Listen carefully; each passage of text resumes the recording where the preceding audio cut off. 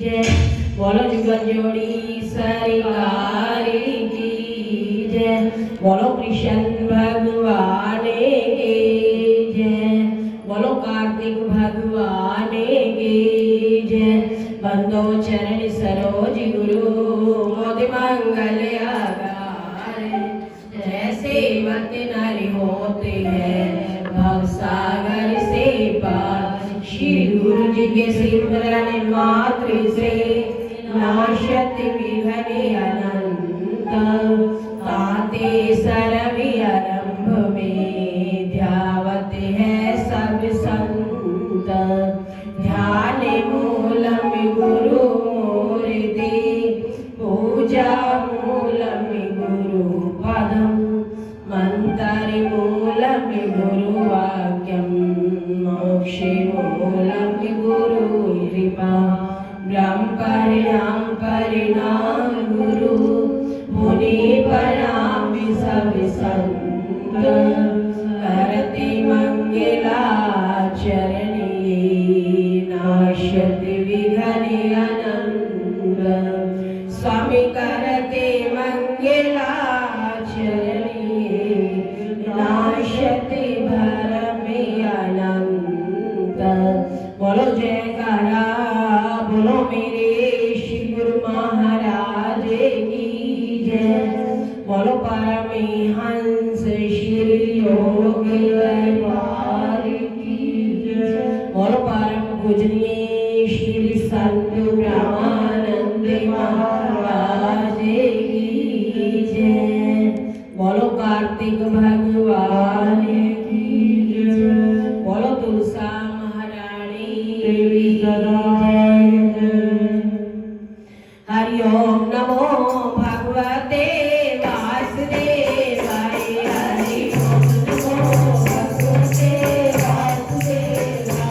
हरि ओम नमो भगवते वासुदेवाय। हरि ओम नमो भगवते वासुदेवाय। वासुदेवाय श्री कृष्ण देवाय। वासुदेवाय श्री कृष्ण देवाय। हरि ओम नमो हरे हरि ओम नमो भगवते वासुदेवाय। हरि ओम नमो भगवते वासुदेवाय। हरि ओम नमो भगवते वासुदेवाय। हरि ओम नमो भगवते वासुदेवाय। हरि ओम नमो भगवते वासुदेवाय। बोलो कार्तिक भगवान की जय। धन्यवाद। पहले सभी संतों को श्री गुरुदेव जी के चरणों में आने की, सत्संग समागम की, कार्तिक मास के मनाने की और आज का ये सत्संग समागम हमारे भगत श्री कश्मीर जी गुड़ेजा बहन जी पुष्पा जी गुड़ेजा परिवार की ओर से कि जिन जिन के जन्म उत्सव है, खुशियां हैं, कि सतगुरुदेव सबके नाम जानते हैं, पहचानते हैं कि वो तो हम सबके दिलों के बादशाह हैं। सबके दिलों के बादशाह, सबके दिलों के बादशाह, सबकी ही जानते हैं। जैसे भी कोई पुकारे सबकी पहचानते। सतगुरुदेव जाने जान पूर्ण भगवान के चरणों के अंदर बैठकर हम अपने मन के भावों को प्रकट करें। अपने मन को श्री गुरु महाराज जी की यादों के अंदर बशर करें, लगाएं। कहते हैं ना, जिसने मन से गुरु महाराज जी की हाजिरी को भर लिया। हाजिरी होती है मन की, कि तन तो हमारा यहाँ बैठा है और मन का कोई पता है कि मन कहाँ दौड़ धूप लगा रहा है, कहाँ के चक्कर लगा रहा है, तो इस मन का कोई भी भरोसा नहीं है। तो इसलिए हमेशा अपने मन को गुरु महाराज जी के चरणों में, उनके ध्यान में, उनके गुरु मंत्र में अपने मन को लगाएं। कि गुरु मंत्र शब्द कहना तो बड़ा छोटा है, लेकिन उसकी व्याख्या कितनी बड़ी है। कितनी गुरु महाराज जी की महिमा को गाए, गुरु मंत्र को गाए, कि गुरु मंत्र को हम हर श्वास श्वास के अंदर जपते रहें, कि गुरु मंत्र को शब्द छोटा ना समझे, कि हम ये सोचते हैं कि उनका शब्द तो इतने अक्षरों का है और हमारा इतने अक्षरों का है। चाहे अक्षर कितने भी हो, देखना तो है हमने मूल तत्व को, असलियत को, कि जिसने असलियत को पहचान लिया तो उसे पता होता है कि उसके मोल का, कि गुरु मंत्र के कितनी शक्तिवान है, शक्तियों को देने वाला है। कि जब एक धनवान कि किसी को 10-20 हजार का या करोड़ का चेक काट कर देता है, तो कीमत किस बात की होती है कि उस पे चाहे कितना कुछ लिखा हुआ हो, लेकिन की कीमत होती है उसके हस्ताक्षर की। कि जब तक उसके हस्ताक्षर नहीं होते, वो साइन नहीं करता, तो चाहे कितना बड़ा पेपर को भरा हुआ हो तो उसका कोई मोल नहीं होता, उसकी कोई कीमत नहीं होती। तो इसी प्रकार तो हमने भी देखना है श्री गुरु महाराज जी के गुरु मंत्र को। तो हमने गुरु महाराज जी से गुरु मंत्र लिया, गुरु दीक्षा ली, तो गुरु दीक्षा को लेकर हमने जपन कितना किया, ध्यान कितना लगाया।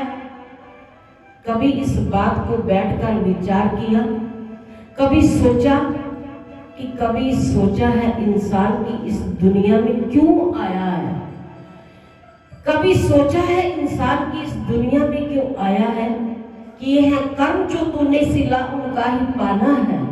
अरे खुदा ने भेजा है तुझको यहाँ पर नेक बनने को, मगर चालाक बन के तूने उसको बेच खाया है। तो इस संसार की चालाकियों के अंदर तो हम दिन रात मस्त रहते हैं, व्यस्त रहते हैं, कि हमें अपने आप की भी सुध बुध नहीं रहती, कि हमें ये मनुष्य जन्म किस लिए मिला है, कि ये मनुष्य जन्म मिला है अपने आप को पहचानने का। और ये कार्तिक मास का महीना कितना सौभाग्यशाली है कि जो हमें सुबह सुबह ब्रह्म मुहूर्त के अंदर शिव गुरु महाराज जी के दर्शन, शिव गुरु महाराज जी का ध्यान, भजन, सिमरन, यही हमारे साथ जाता है, बाकी सब कुछ यही रह जाता है। अब 17वां अध्याय नैमिषारण्य तीर्थ में सूर्य ऋषियों से कहने लगे कि अब मोक्ष के देने वाले सब व्रतों से उत्तम एकादशी के व्रत का महात्म सुनो। एकादशी तिथि चाहे कृष्ण पक्ष की हो अथवा शुक्ल पक्ष की हो, तो उस दिन अन्न नहीं खाना चाहिए। एकादशी के दिन खाया हुआ अन्न आप भक्षण के समान होता है। एकादशी का व्रत माता के समान व्रती की रक्षा करता है।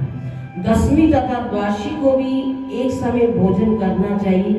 नारद जी कहते हैं कि गंगा के समान तीर्थ नहीं, माता के समान गुरु नहीं, विष्णु के समान दिन देव नहीं, और अन्न न खाने के समान तप नहीं, और शांति के समान संसार में कोई सुख नहीं, सत्य के समान ज्योति नहीं, और कार्तिक के समान कोई मास नहीं, ज्ञान के समान कोई लाभ नहीं, और एकादशी के समान कोई व्रत नहीं।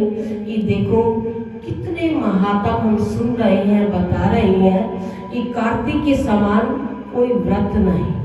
तो भगवान कृष्ण को भी ये कार्तिक मास बहुत प्रिय है।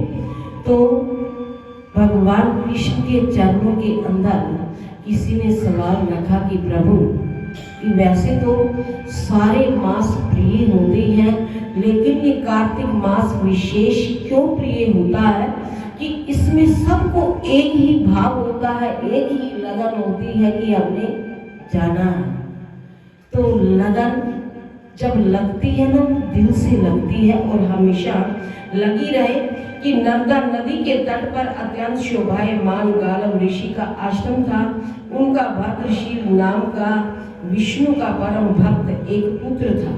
तो वह बालक अपने साथियों के साथ भगवान की मूर्ति बनाकर पूजन करता, साथ ही उन्हें उपदेश दिया करता था कि वे भी भगवान का पूजन करें तथा एकादशी का व्रत रखें। उपदेश सुनकर बालक भी वैसा ही किया करते थे। अपने पुत्र के चरित्र को देखकर गालव ऋषि ने एक समय उनसे पूछा कि हे भद्रशील, तुम हर समय भगवान विष्णु की पूजा अर्चना में लगे रहते हो, सो यह उपदेश तुमको किसने दिया है? तो यह बात सुनकर भद्रशील बोला कि हे पिताजी, मैं पूर्व जन्म का वृत्तांत सुनाता हूँ। पहले जन्म में मेरा जन्म चंद्रवंश में हुआ था, तो उस समय मेरा नाम धर्म कीर्ति था। दत्तात्रेय जी से मैंने शिक्षा दीक्षा ग्रहण की थी, साथ ही 1000 वर्ष तक राज्य भी किया था। उस काल में मैंने धर्म तथा पुण्य के अनेक कर्म किए, परंतु दैववश बुरी संगति में फंसकर मैंने वेद मार्ग छोड़ दिया और पाखंड मार्ग पर चल पड़ा। मेरे दुराचरणों को देखकर प्रजा भी पाप कर्म करने लगी। तो इस तरह धर्म शास्त्रों में के कथन अनुसार प्रजा के पाप का छठा भाग मुझको भी मिलने लगा। एक दिन शिकार खेलने के लिए मैं वन में गया। दिन भर भूखा प्यासा रहा, खाने पीने को कुछ नहीं मिला। जंगल में भटक जाने के कारण शाम को घूमता फिरता नर्मदा नदी के तट पर पहुंचा। उस दिन एकादशी का व्रत होने के कारण वहां पर एकत्रित अनेक वैष्णव भगवान का भजन कीर्तन कर रहे थे। तो हारा थका तथा भूखा प्यासा होने के कारण मैं भी रात भर यहीं पर पड़ा रहा और प्रातः काल होते ही भूख प्यास से मेरे प्राण निकल गए। उसी समय यमराज के दूत आए और मुझको पापी समझकर मारते पीटते हुए यमराज के पास ले गए। वहां पर यमराज ने चित्रगुप्त से मेरे पाप पुण्य का लेखा जोखा मांगा।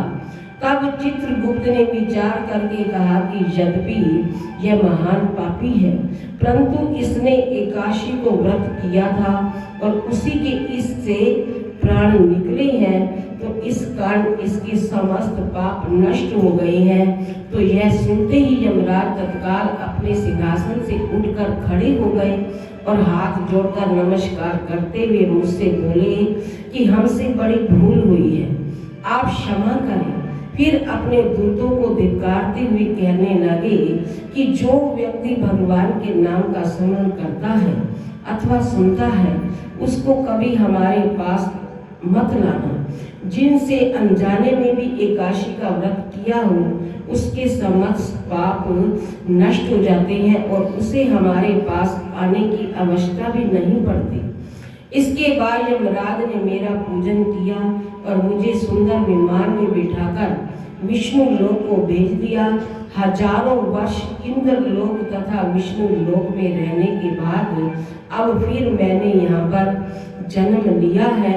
जो कोई इस कथा को सुनता अथवा सुनाता है, उसके समस्त पाप समूह नष्ट हो जाते हैं। कि देखो एकादशी के महात्म का कितना बड़ा फल है कि अगर कोई भूल भुलैया से भी व्रत कर लेता है, गुरु के द्वार पर पड़ा रहता है, तो उसके सारे ही पाप नष्ट हो जाते हैं।